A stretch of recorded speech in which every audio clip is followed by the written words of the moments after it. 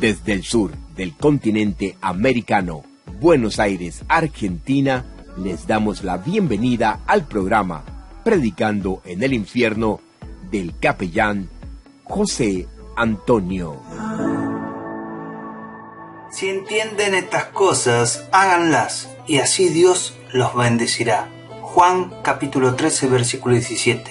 En este capítulo, amada audiencia, nuestro bendito Salvador, el gran instructor de la Iglesia, enseña a sus discípulos.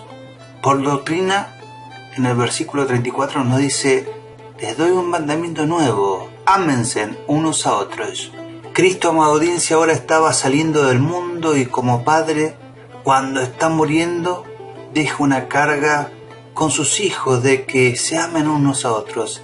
Así nuestro Salvador deja este solemne encargo a sus discípulos de que se amen unos a otros. Les enseñó por alegoría. El versículo 4 nos dice: por eso mientras estaban cenando, Jesús se levantó de la mesa, se quitó su manto y se ató una toalla a la cintura. Así le enseñó mediante una forma simbólica, sagrada, cómo se envolvió con nuestra carne. Los ángeles benditos se preguntaban cómo la naturaleza divina podía envolverse con la naturaleza humana. Amigos oyentes, le enseñó con el ejemplo. El versículo 5 nos dice: luego echó agua en una palangana y comenzó a enjuagar los pies a sus discípulos y a secárselos con la toalla. Él enseñó humildad con su propio ejemplo. Se inclinó en lo más bajo. Él lava los pies a sus discípulos. Y esto lo hizo para que lo imitemos. Versículo 14 dice: pues si yo, su Señor y Maestro, le he lavado los pies, también ustedes deben lavarle los pies los unos a otros. Ahora, nuestro Señor Cristo, habiendo enseñado así a sus discípulos por medio de la doctrina en forma de símbolos y ejemplos, hizo uso de todo en la palabra del texto. Si sabes estas cosas, feliz eres si las haces. Este es un texto que parece ser grabado en letra de oro en nuestros corazones, amada audiencia. Un texto que, si se observa bien, nos ayudará a cosechar beneficios de todos los demás textos. Un sermón nunca se escucha correctamente hasta que se practica, por lo tanto, haré que este sermón sea por la bendición de Dios, como una llave de paso, para evitar que el resto de los sermones que escuchen se filtren. Eso sería un sermón maravilloso que te ayudaría a poner en práctica todos los demás sermones que has escuchado. Si sabes estas cosas, con las palabras esas cosas, nuestro Salvador reúne todos los asuntos de la verdadera Iglesia. Aunque más particularmente esas dos cosas, Él ha sido inmediatamente antes de hablar de amor y humildad. En el texto hay una suposición: si sabes estas cosas y las haces, y una gran bendición: feliz serás tú.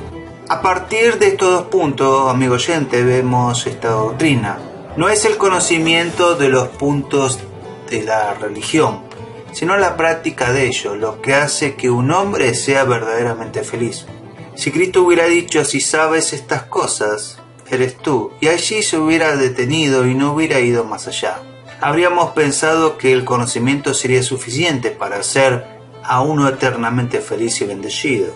Cristo no se detiene aquí, sin embargo, sino que va más allá. Feliz eres si las hace. Cristo no pone felicidad en el saber, sino en el hacer, amigo oyente. No es el conocimiento, sino la práctica, lo que hace que un hombre sea verdaderamente feliz y bendecido. Solo el conocimiento en las verdades de las Escrituras no hará que un hombre sea eternamente feliz y bendecido. Mateo capítulo 7, versículo 21, Lucas capítulo 6, versículo 46. ¿Por qué me llaman Señor, Señor, si no hacen las cosas que digo? No es el mero conocimiento y la aceptación de las más gloriosas verdades evangélicas las que traerá un hombre al cielo. Si un hombre pudiera hablar con fluidez sobre todas las verdades de la Escritura, si su cabeza fuera un tesoro de sabiduría, un océano de aprendizaje, pero este no podría darle derecho a la felicidad. Su conocimiento podría hacerlo admirado, pero no bendecido. Si un hombre conociera y creyera toda la doctrina de la Escritura, este no podría coronarlo con felicidad, amigo oyente. De hecho, el conocimiento de la doctrina de la Escritura tiene una belleza en ella junto con la perla de la gracia. Este oro es el más precioso. El conocimiento es el enriquecimiento de la mente. Es una guirnalda justa para mirar, pero es como Raquel, aunque era hermosa, pero era estéril.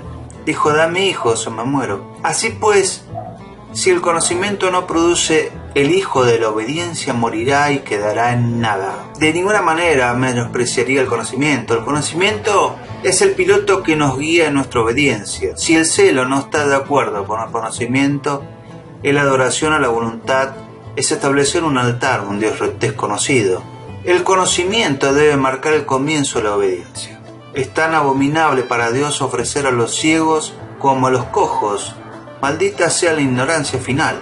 Oseas capítulo 4 versículo 6 nos dice: mi pueblo es destruido por falta de conocimiento. La palabra hebrea es que son como árboles, así que hay una necesidad de conocimiento.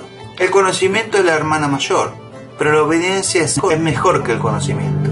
Aquí el mayor debe servir al menor. El conocimiento puede ponernos en el camino de la felicidad, pero solo la práctica la que nos lleva allí. Ese conocimiento por sí solo no puede hacer un hombre eternamente feliz y bendecido. Lo demostraré con 3 demostraciones, amada audiencia. Primero, el conocimiento por sí solo no hace mejor a un hombre, por lo tanto no puede hacerlo eternamente feliz y bendecido. El conocimiento desnudo no tiene influencia. No deja atrás una tintura especial de santidad. El conocimiento informa, no transforma. El conocimiento por sí mismo no tiene poder sobre el corazón para hacerlo más divino. El conocimiento desnudo es como una medicina débil que no funciona. No calienta los afectos ni purga la conciencia. No obtiene la virtud de Cristo para secar el sangriento tema del pecado. Un hombre puede recibir la luz de la verdad, pero no amar la verdad. Con toda perversidad engañará a los que se pierdan por haberse negado a amar la verdad y así ser salvos. Segunda de Tesalonicenses capítulo 2 versículo 10. El apóstol lo llama una forma de conocimiento. Romanos capítulo 2 versículo 20. El conocimiento por sí solo no es más que una forma muerta, que no tiene nada que lo anime. El que tiene conocimiento por sí solo es un muerto espiritual. Parece un cristiano, pero no tiene apetito ni movimiento. Solo el conocimiento hace que los hombres sean generales de la iglesia. Todos son cabezas, pero no pies. No andan en Cristo. Colosenses capítulo 2 versículo 6 dice: por eso, de la manera que recibieron a Cristo Jesús como Señor, vivan ahora en Él. Amigo oyente, un hombre puede tener el conocimiento correcto y ser negligente en su deber. El historiador, biógrafo y filósofo moralista griego Plutarco dijo de los griegos que sabían lo que era justo, pero no practicaban la justicia. Un hombre puede tener conocimiento de la escritura, amigo oyente, y aún así ser un profano. Puede tener una cabeza clara y un corazón sucio. La comprensión puede iluminarse cuando el pie pisa caminos impíos. Si el conocimiento está divorciado de la práctica y no hace mejor a un hombre, entonces no puede hacer que un hombre sea eternamente feliz y bendecido. Segundo, el conocimiento por sí solo no salvará, amigo oyente, por lo tanto no puede hacerlo eternamente feliz y bendecido. Si el conocimiento desnudo salva, entonces todos los que tienen conocimiento serán salvos. Pero eso no es cierto, porque entonces Judas sería salvo porque tenía suficiente conocimiento. Entonces el diablo se salvaría. Un hombre puede tener conocimiento correcto y no ser mejor que un diablo. El infierno está llena de cabezas instruidas. Ahora, si el conocimiento por sí solo no salva, entonces no pondrá a un hombre en un estado de bienaventuranza. Tercero, el conocimiento por sí solo empeora el caso de un hombre. Por lo tanto, no puede hacerlo eternamente feliz y bendecido. El conocimiento quita toda excusa y disculpa. Juan capítulo 15, versículo 22 nos dice: si yo no hubiera venido ni les hubiera hablado, no serían culpables de pecado. Pero ahora no tienen excusa por su pecado. El conocimiento, amigo oyente, se suma al tormento de un hombre. ¡Ay de ti, Corazín! ¡Ay de ti, Betsaida! Te digo, será más tolerable para la tierra de Sodoma en el día del juicio que para ti. Amigo oyente, será mejor con paganos que con cristianos profesantes que viven en una contradicción con su conocimiento. Lucas capítulo 12, versículo 47 nos dice: el siervo que conoce la voluntad de su Señor y no se prepara para cumplirla, recibirán muchos golpes. Amigo oyente, el conocimiento sin práctica sirve solo como una antorcha para encender a los hombres al infierno. Cuanto más brillante es la luz, más caliente es el fuego. Si un rey hace que se publique su proclamación y el sujeto lo sabe, pero lo desobedece, esto inciensa al rey aún más contra él. Él castigará a este hombre por desprecio o malicia. Es mejor ignorar la verdad de la Escritura que desobediente a sabiendas de ella.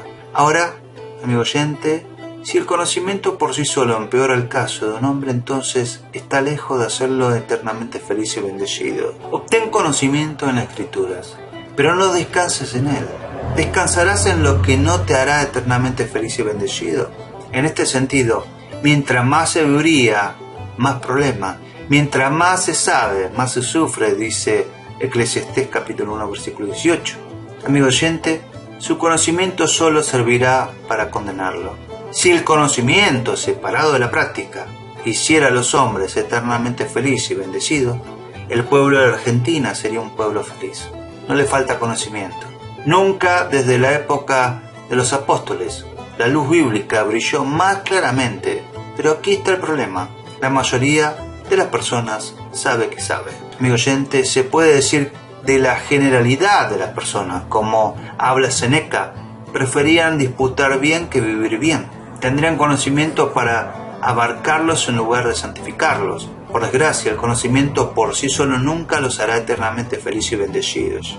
Los hombres pueden construir sus nidos entre el grupo de estrellas, hacer su cama en el infierno. Pueden tener conocimientos para condenarlos y Dios para condenarlos. O aquellos universitarios que se glorían de su conocimiento desnudo. ¿En qué sobresale un hipócrita? ¿Dónde sobresale el diablo? Él conoce todos los artículos del Evangelio. Él podría decirle a Cristo, escrito está. ¿No es triste que un hombre no tenga mejores evidencias para mostrar al cielo que el diablo? ¿Qué tan poco rentable es una plenitud de conocimiento en la cabeza?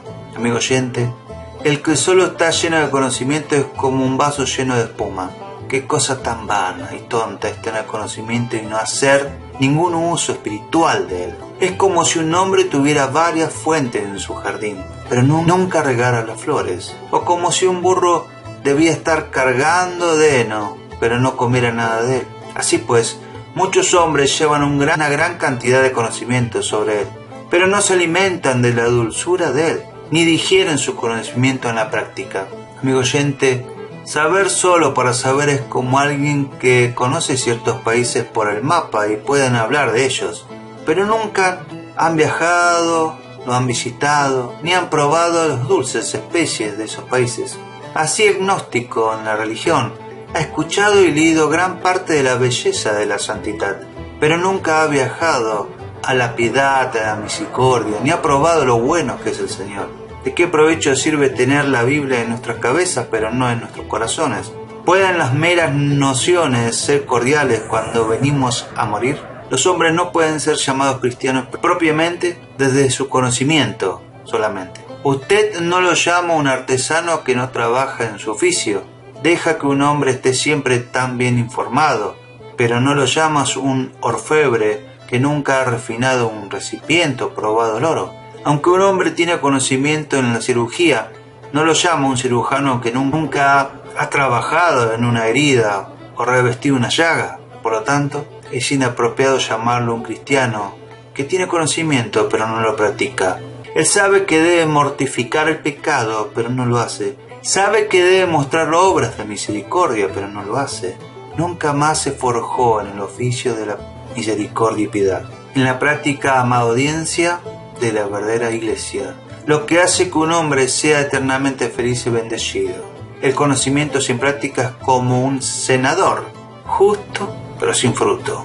El arte de la práctica es el arte más noble. La sangre vital de la iglesia corre por las venas de la obediencia. Aquí mostraré por qué debe haber práctica y que es solo la parte práctica de la iglesia la que hace a un hombre sea eternamente feliz y bendecido.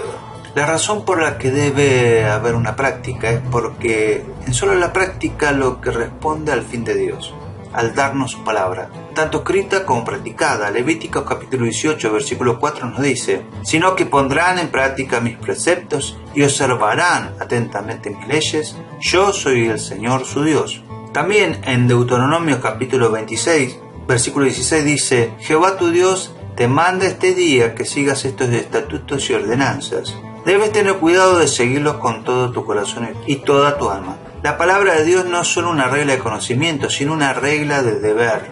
Si hablas con tus hijos y le dices cuál es tu mente sobre un asunto, no es solo que puedan conocer tu mente, sino que lo hagan.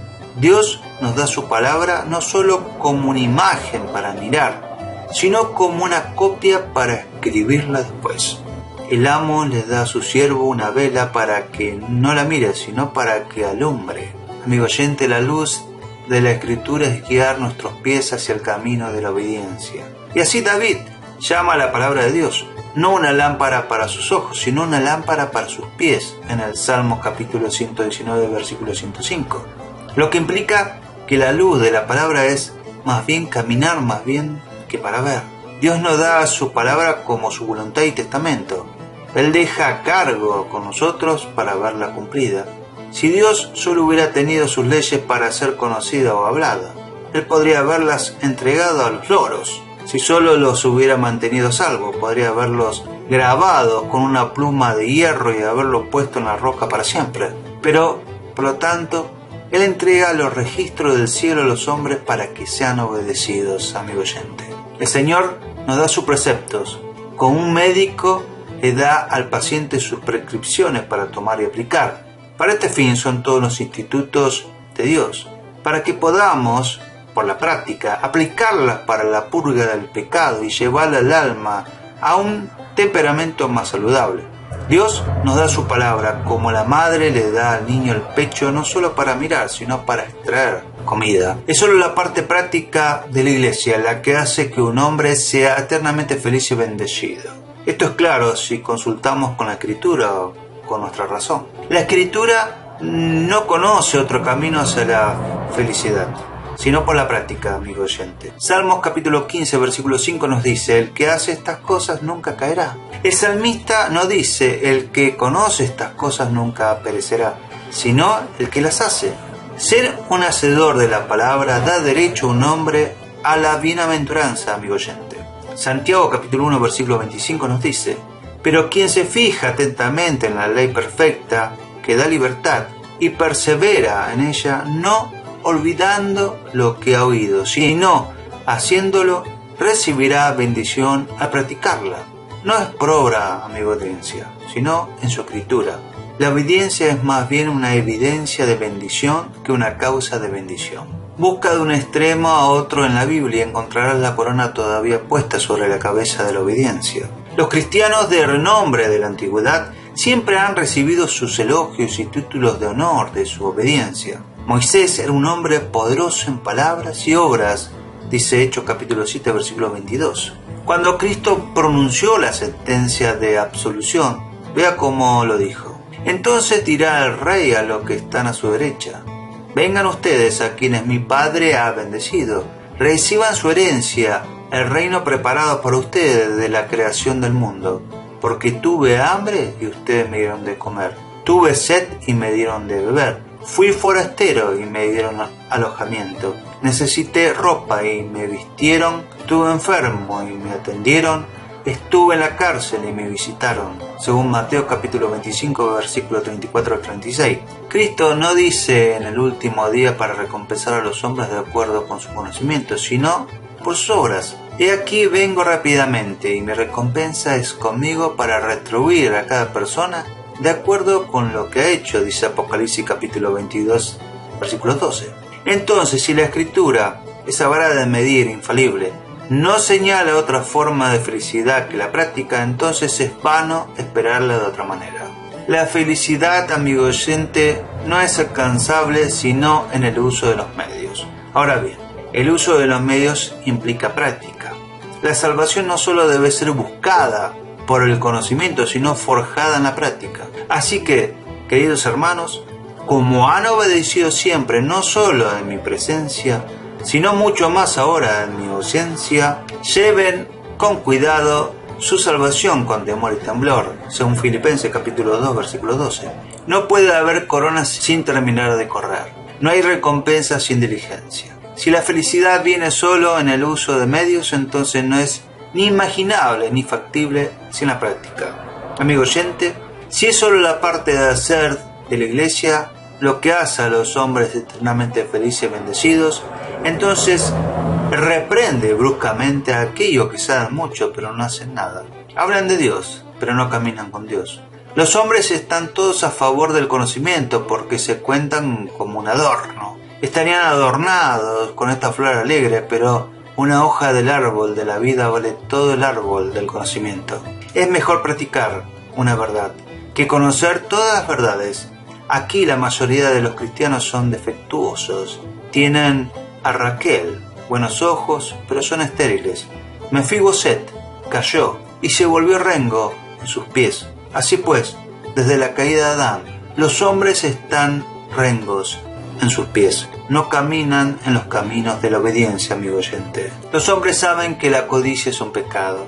La palabra griega para codicia significa un deseo inmoderado de obtener cosas, como el antiguo rey de Frigia, Midas, que deseaba que todo lo que tocaba se convirtiera en oro. Las diversas especies de pecado, amigo oyente, crecen sobre esta raíz de codicia. Segunda de Timoteo capítulo 3 versículo 2 dice: la gente estará llena de egoísmo, avaricia, serán jactanciosos, arrogantes, blasfemos, desobedientes a los padres, ingratos e impíos.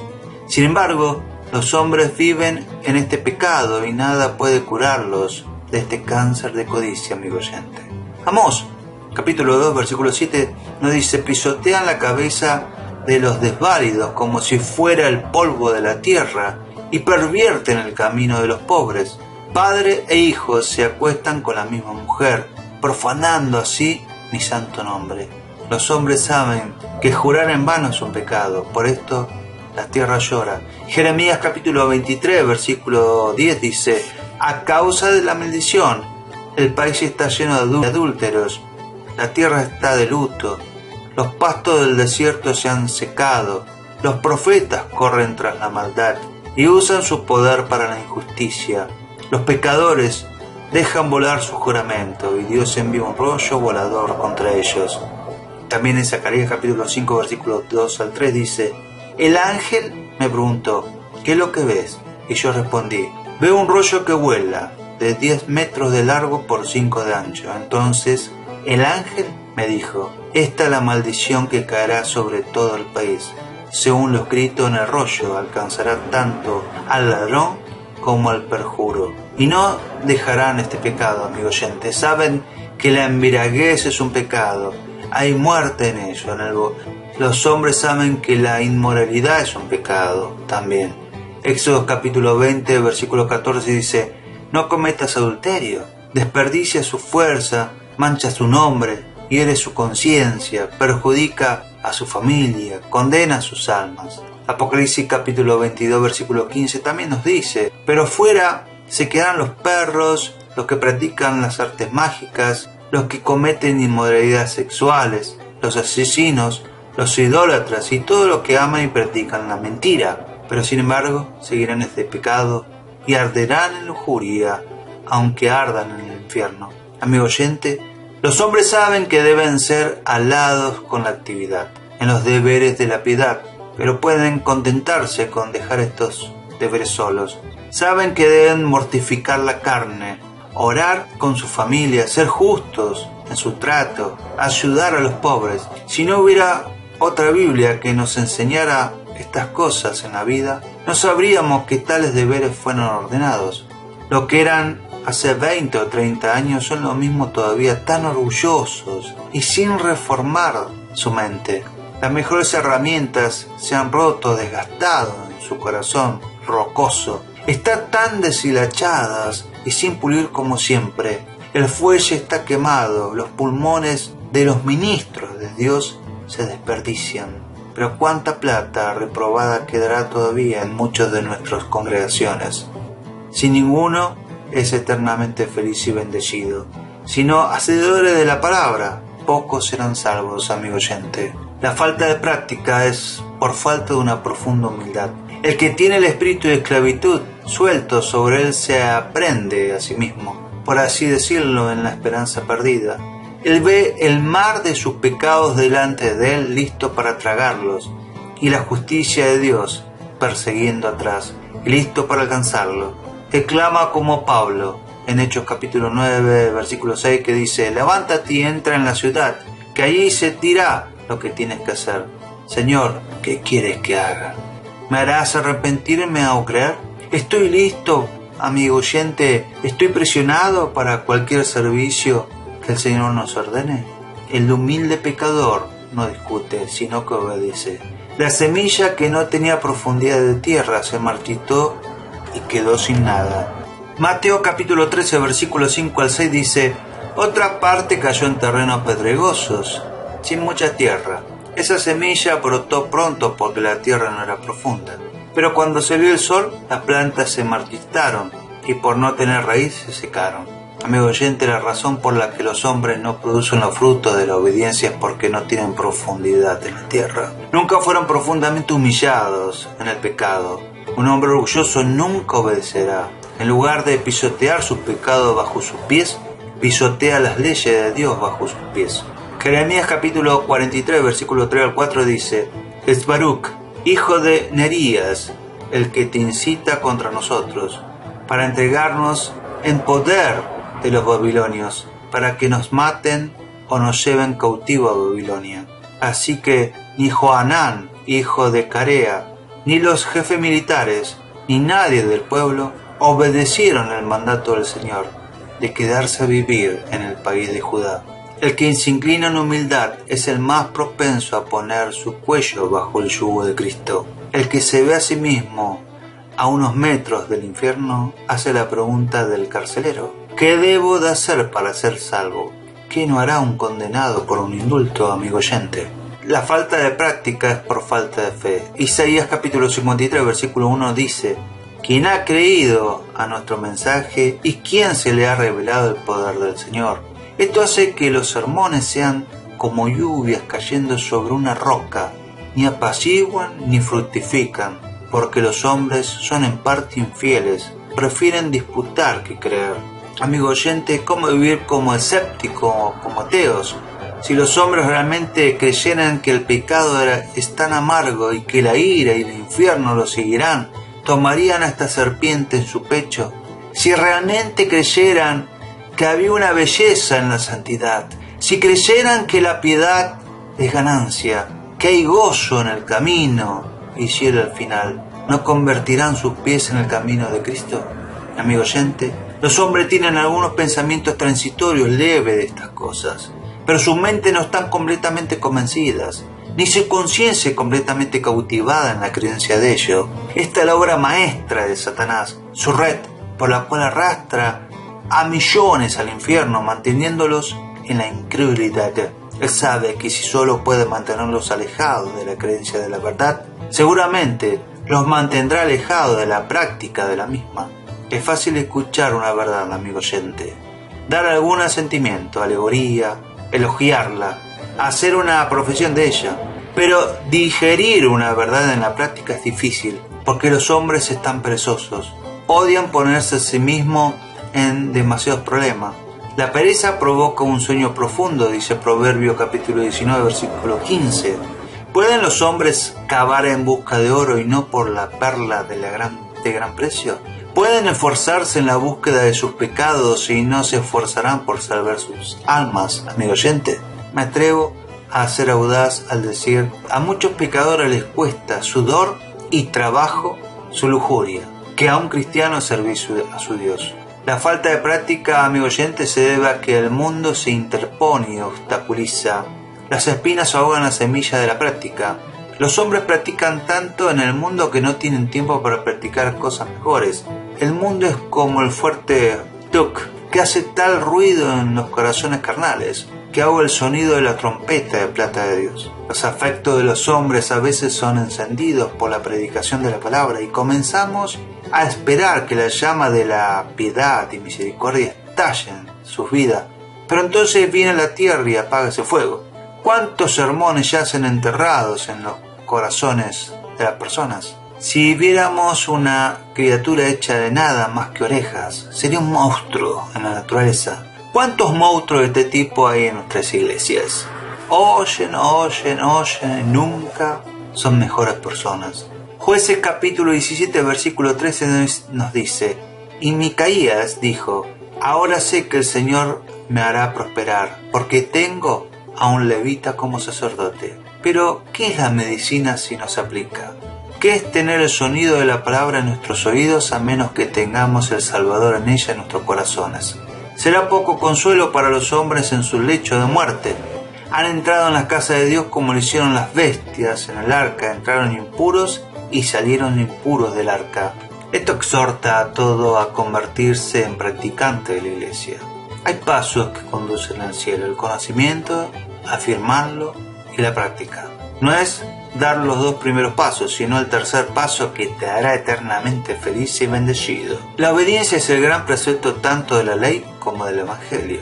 En esto está el deber de un cristiano. En esto consiste su felicidad. 1 Samuel capítulo 15 versículo 22 dice: ¿qué le agrada más al Señor?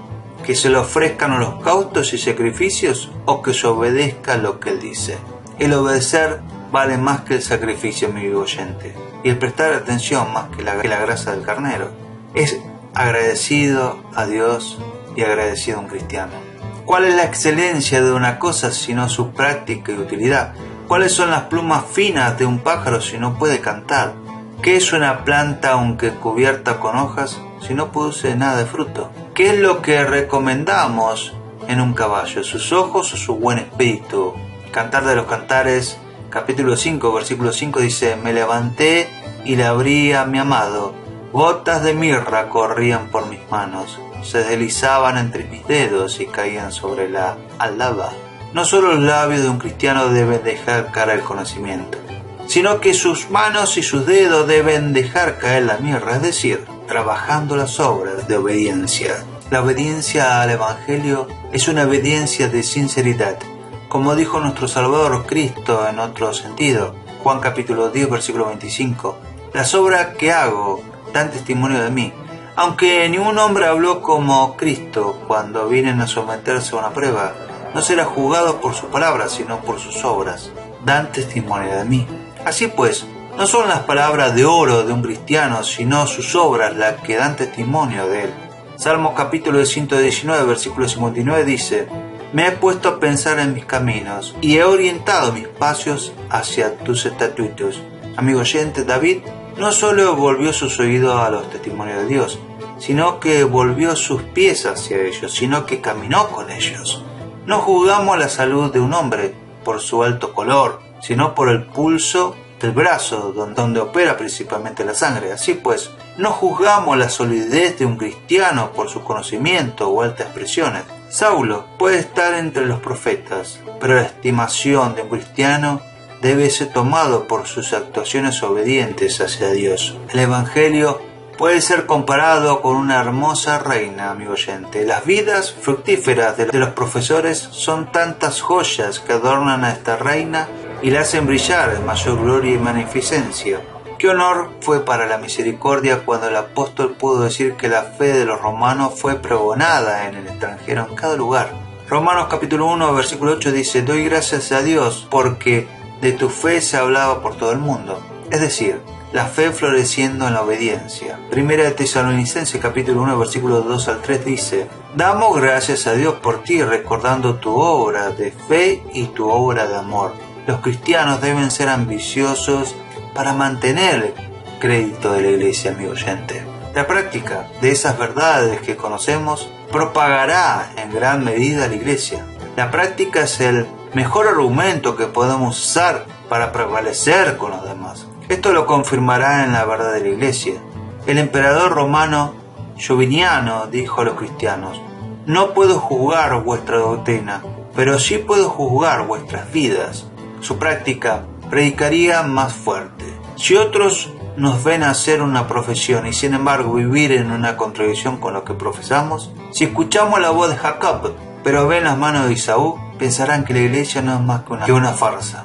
¿Por qué el padre prohíbe a sus hijos jurar cuando él mismo jura? ¿Ganaría muchos prosélitos a la iglesia? Sed hacedores de la palabra. Di como Abimelech dijo a sus semejantes: lo que me has visto hacer, date prisa y haz lo que yo he hecho. Jueces capítulo 9 versículo 48 dice: Él y todos sus hombres subieron al monte Salmón. Tomó un hacha, cortó algunas ramas y se la puso sobre los hombros. A los hombres que estaban con él les ordenó: rápido, hagan lo mismo que me han visto hacer. ¿Serían ustedes como imanes para atraer a sus hijos como siervos, amigos oyentes? Ponte en la práctica de la santidad. Basilio observa que la iglesia cristiana floreció en gran medida por la santidad y la liberalidad de aquellos que la profesaban. Así mostramos nuestro amor a Cristo, amigo oyente. Juan capítulo 14 versículo 21 dice: el que tiene mi mandamiento y los guarda es el que me ama. Solíamos decir: si me amas a tal cosa. Este debería ser un gran argumento para la obediencia, pero el amor que le das a Jesucristo, su palabra, se pensaría que todo hombre ama a Cristo, sí, pero pruebe su amor por esta prueba. ¿Está arrojando en un molde de evangelio? ¿Obedeces a su palabra? Es una cosa vana que un hombre diga que ama a la persona de Cristo cuando desprecia sus mandamientos. Sin práctica te quedarás corto de lo que se han quedado corto al llegar al cielo. Ya que Herodes temía a Juan y lo protegía, pues sabía que era un hombre justo y santo. Cuando Herodes oía a Juan, se quedaba muy desconcertado, pero lo escuchaba con gusto. Marcos capítulo 6 versículo 20. Él fue, en muchas cosas, un practicante del ministerio de Juan. Aquellos que descansan en la parte especulativa de la religión no son tan buenos como Herodes. Deuteronomio capítulo 11 versículo 28 dice: maldición si desobedecen los mandamientos del Señor su Dios y se aparten del camino que hoy les mando seguir y se van tras dioses extraños que jamás han conocido. ¿Qué es la voz de la misericordia si no llamamos al deber, amigo oyente? El Padre le da dinero a su Hijo para traerlo a la obediencia. El fuego de la misericordia de Dios es hacer que el agua dulce de la obediencia se destile en nosotros. La misericordia, como dijo Ambrosio, es una medicina que Dios nos aplica para curar nuestra esterilidad. ¿Cuáles son todos los ejemplos de la justicia de Dios sobre los demás, sino las armas para despertarnos de la cama del perezoso y ponernos en una postura de servicio? La vara de Dios, amigo oyente, sobre los demás es un palo para señalarlo a la obediencia. Si Dios no tiene su fin con respecto al deber, no podemos tener nuestro fin con respecto a la gloria. La desobediencia, amigo oyente, es un pecado contra la razón. ¿Somos capaces de descartarlo desafiando a Dios? 1 Corintios capítulo 10 versículo 22 dice: ¿o vamos a provocar a celos al Señor? ¿Somos acaso más fuertes que Él? Es como si las espinas se pusieran en una matriz de batalla contra el fuego. ¿Irá el pecador a medir las armas con el gran Dios? Lo que Salomón dijo de la risa. Eclesiastés capítulo 2 versículo 2 dice: a la risa la considero una locura. En cuanto a los placeres, ¿para qué sirven? Lo mismo que dijo de la rebelión. Es una locura. La desobediencia, amigo oyente, es un pecado contra la igualdad. Tenemos nuestra subsistencia de Dios, en Él vivimos y nos movemos y tenemos nuestro ser. ¿No es justo y apropiado que al vivir en Él vivamos para Él? ¿No es justo y apropiado que, como Dios nos da nuestra asignación, le damos nuestra lealtad? Si el general le da paga a su soldado, el soldado debe marchar a su mando por la ley de igualdad. La desobediencia, amigo oyente, es un pecado contra la conciencia. Dios, por la creación, es nuestro Padre, de modo que la conciencia se ata al deber. Malaquías capítulo 1 versículo 6 dice: el hijo honra a su padre y el siervo a su señor. Ahora bien, si soy padre, ¿dónde está el honor que merezco? Y si soy señor, ¿dónde está el respeto que se me debe?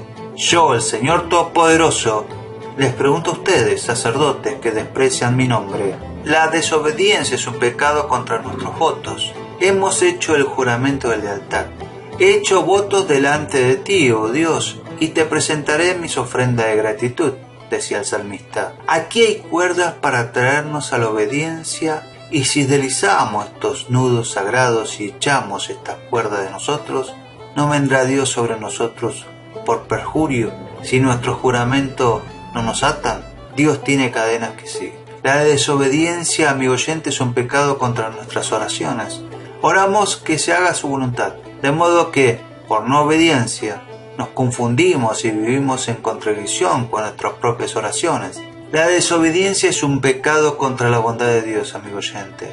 Es un gran pecado, es una patada contra el amor de Dios, un desprecio de las riquezas de su bondad.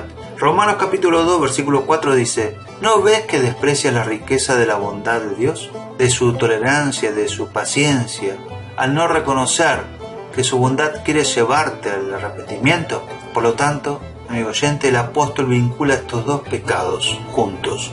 Segunda de Timoteo capítulo 3, versículo 2 dice: la gente estará llena de egoísmo, de avaricia, serán jactanciosos, arrogantes, blasfemos, desobedientes a los padres, ingratos e impíos. Así es, amigo oyente, desobediencia, ingratitud. Esto tiñe un pecado de un color carmesí. Uno llama ingratitud al seminario de todo este pecado. Es un pecado que personifica. La desobediencia es un pecado contra la naturaleza, amigo oyente. Toda criatura en su especie obedece a Dios. Las criaturas animadas lo obedecen. Dios habló a los peces para poner a Jonás en tierra y lo hizo de inmediato. Jonás capítulo 2 versículo 10 dice: entonces el Señor dio una orden y el pez vomitó a Jonás en tierra firme. ¿Cuáles son los himnos agradecidos de los pájaros, como lo llama Ambrosio, sino tributos de obediencia? Las criaturas inanimadas obedecen a Dios, amigo oyente. Las estrellas en su curso lucharon contra Sisara, dice Jueces capítulo 5 versículo 20. Ellos estaban espantados y se decían unos a otros: ¿quién es este que hasta el viento y el mar obedezcan? Según Marcos capítulo 4 versículo 41. Las mismas piedras, si Dios le da una comisión, clamarán contra los pecados de los hombres. Habacuc capítulo 2 versículo 11 dice: por eso hasta las piedras del muro claman y resuenan las vigas del enmaderado. Amigo oyente, si los hombres estuvieran en silencio, las piedras de alguna manera habrán de testificar a Cristo. Lucas capítulo 19 versículo 40 dice: pero él respondió: les aseguro que si ellos se callan, gritarán las piedras. En la pasión de Cristo, amigo oyente, las rocas se desprenden. Mateo capítulo 27 versículo 51 dice: en ese momento las cortinas del santuario del templo se rasgó en dos, de arriba abajo. La tierra tembló y se partieron las rocas. Amigo oyente, la retórica desgarradora era una voz para decirle al mundo que el Mesías había sido crucificado. Ahora, ¿obedecerá toda criatura a Dios, sino al hombre? ¡Oh! Amigo oyente, piénsalo, así contigo mismo. Si Dios me hubiera hecho una piedra, ¿lo habría obedecido? Y ahora que Él me ha hecho ser racional, ¿me negaré a obedecerlo? Esto es una contranatura. No hay nadie que desobedezca a Dios, sino el hombre y el diablo. La deslealtad es traición, y por traición el pecador está atado a la ira de Dios, amigo oyente. Segunda de Tesalonicenses capítulo 1 versículo de 7 al 9 dice: y a ustedes que sufren les daré descanso, lo mismo que a nosotros. Esto sucederá cuando el Señor Jesús se manifieste desde el cielo entre llamas de fuego con sus poderosos ángeles, para castigar a los que no reconocen a Dios ni obedecen al Evangelio de nuestro Señor Jesús. Ellos sufrirán el castigo de la destrucción eterna, lejos de la presencia del Señor y de la majestad de su poder. Amigo oyente, el que se niega a obedecer la voluntad de Dios se asegurará de obedecerla, su voluntad al castigar. El pecador, mientras piensa, desliza el nudo de la obediencia, tuerce el cordón de su propia condenación. Así has visto al pecado de desobediencia establecido en sus colores sangrientos, amigo oyente. Ustedes, los reyes, sean prudentes, déjense enseñar, gobernantes de la tierra. Sirvan al Señor con temor, con temblor ríndanle alabanza, bésenle los pies, no sea que se enoje y sean ustedes destruidos en el camino, pues su ira se inflama de repente. Dichosos los que en él buscan refugio, decía el salmista. Amigo oyente, otro motivo es el beneficio de la obediencia. El Salmo capítulo 19 versículo 11 dice: guardando sus preceptos hay gran recompensa. La obediencia está coronada de felicidad. Así que el texto dice: feliz serás tú. Si este argumento no prevalece, ¿qué lo hará? Toda clase de bendiciones se derraman sobre la cabeza de la obediencia, amigo oyente. Como el precioso aceite fue derramado sobre la cabeza de Aarón. Las bendiciones temporales, dice Deuteronomio: si obedeces al Señor tu Dios, Todas estas bendiciones vendrán sobre ti y te acompañarán siempre. Bendito serás en la ciudad, bendito en el campo, bendito será el fruto de tu vientre, tus cosechas, las crías de tu ganado, las terneritas de tus ganados y los corderitos de tus rebaños. Benditas serán tu canasta y tu mesa de amasar. Bendito serás en el hogar, bendito es en el camino. El Señor te establecerá como su pueblo santo conforme a su juramento, si cumple sus mandamientos y anda en sus caminos. Dice Deuteronomio capítulo 28, versículos 2 al 6 y 9. Amigo oyente, el que tiene un corazón fructífero tendrá una cosecha fructífera. Dios lo hará prosperar en su patrimonio, y su canasta no solo estará llena, sino bendecida. Dios bendecirá lo que tiene. Aquí no solo está el saco lleno de maíz, sino el dinero en la boca del saco. Y las bendiciones espirituales, amigo oyente, en Éxodo capítulo 19, versículo 5 dice: si ahora ustedes me son del todo obedientes, y las bendiciones espirituales están, amigo oyente. En Éxodo capítulo 19, versículo 5 nos dice: si ahora ustedes me son del todo obedientes y cumplen mi pacto, serán mi propiedad exclusiva entre todas las naciones, aunque toda la tierra me pertenece. Serás mi porción, serás mi joya, la niña de mis ojos, dice el Señor. Daré reinos por tu rescate. Jeremías capítulo 7, versículo 23 dice: o que si les ordene fue lo siguiente: obedézcanme, así yo seré su Dios y ustedes serán mi pueblo. Condúzcanse conforme a todo lo que yo les ordene, a fin de que le vaya bien. ¿Qué misericordia soberana superlativa es esta, amigo oyente? El Salmo 144, versículo 15 también nos dice: dichoso el pueblo que recibe todo esto, dichoso el pueblo cuyo Dios es el Señor. Bendiciones eternas recibiremos, amigo oyente. Hebreos capítulo 5, versículo 9 dice: consumada su perfección, llegó a ser autor de salvación eterna para todos los que lo obedecen. Mientras agradamos a Dios, amigo oyente, nos complacemos a nosotros mismos. Verán, hermanos míos, no son perdedores por la obediencia. La obediencia debe ser constante. Según Apocalipsis capítulo 2, versículo 26 dice: al que salga vencedor y cumple mi voluntad, hasta el fin le daré autoridad sobre las naciones. La fe debe liberar la caravana y la perseverancia debe levantar la retaguardia, amigo oyente. Ahora, todavía le queda algo por hacer a un cristiano, y no debe dejar el trabajo hasta que llegue la noche de la muerte.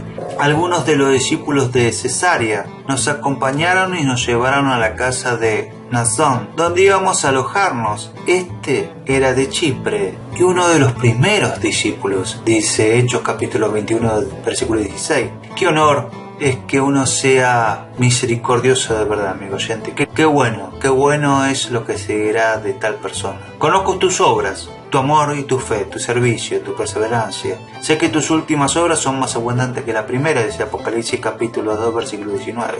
Amigo oyente, un buen cristiano es como un vino lleno de espíritu, que es bueno hasta la última gota. Un artista hace su última obra más completa y hábil. Bendito es aquel hombre que cuanto más cerca está de la muerte, se mueve más rápido hacia el cielo. Esto fue Predicando en el Infierno, de José Antonio Silva. No te olvides darle like y compartir. Suscríbete a nuestro canal El Rincón de las Águilas.